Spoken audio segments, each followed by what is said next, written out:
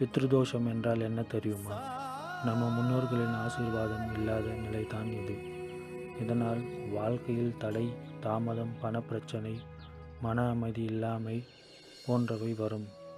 ஆனால் கவலைப்பட வேண்டாம்.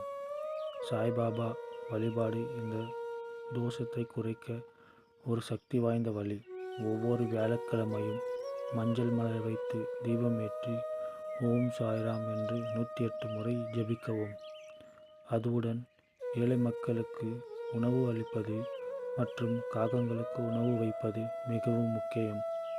இதனால் முன்னோர்களின் ஆசீர்வாதம் கிடைக்கும். உங்கள் வாழ்க்கையில் நல்ல மாற்றம் நிச்சயம் வரும். நம்பிக்கை வையுங்கள். சாய்பாபா உங்களை கைவிட மாட்டார். இந்த வீடியோ உங்கள் ஃப்ரெண்ட்ஸ் அண்ட் ஃபேமிலிக்கு ஷேர் பண்ணிவிட்டு இந்த சேனலை சப்ஸ்கிரைப் பண்ணுங்கள். வீடியோக்கு ஒரு லைக் போட்டுக்கோங்க.